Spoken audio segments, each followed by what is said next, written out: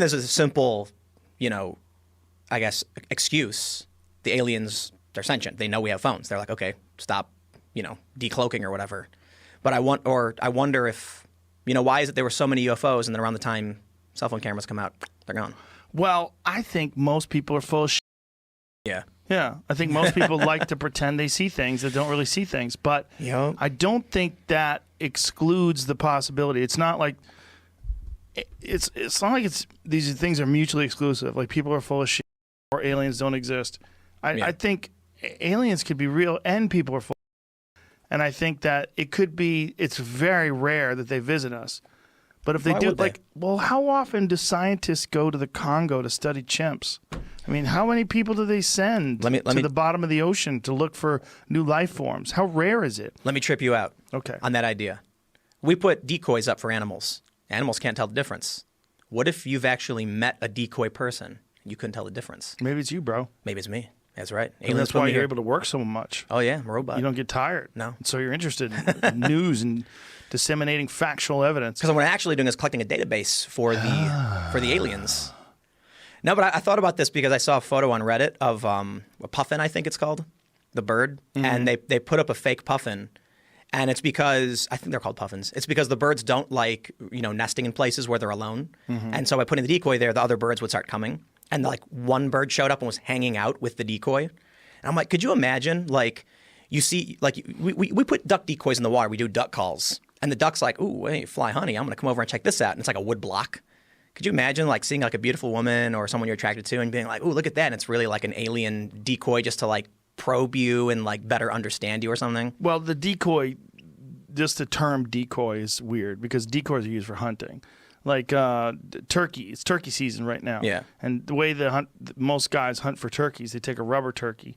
You put that out in the middle of the field, and then you hide behind a bush with a shotgun. You go, bark, bark, bark, bark, bark, bark, bark, bark, bark.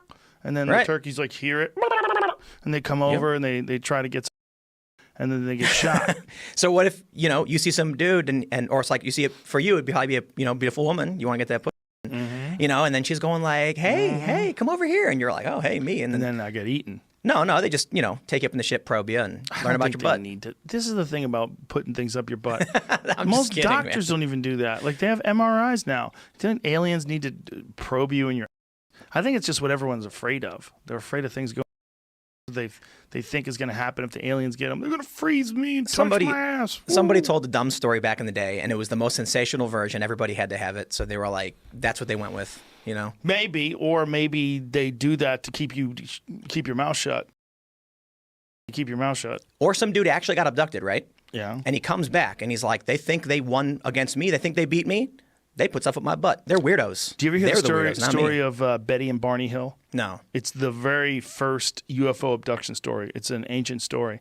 And what's crazy is Angela Hill, who's a UFC fighter, I had her on the podcast. And after the show, she told me her grandpa was Barney Hill. Whoa. And I was like, holy... We didn't talk about it during the show, but she wanted to bring it up because she knows I'm kind of obsessed with UFOs. But the account that they have, like, they get hypnotized and he's recalling the abduction, and they have like the same story. It's very terrifying. You hear him crying and screaming, and you know that he was taken aboard this craft and examined and brought back, and they have missing time. But here's the thing: if they only did that occasionally, they only came down once every few years and just scooped some person up in the middle of some rural place. Like if you're flying over, you know, I think their instance was I believe it was in Maine. If you're flying over somewhere like Maine, which is a very low population state, and you see a lone car, and it's just traveling along the highway, and there's places in Maine where you go from like Portland to Bangor. When you're traveling on that road, it's like 60 miles with nothing, not a gas station, nothing. If you were an alien and you saw a car by itself, you're like, no other car, let's move in, we got one.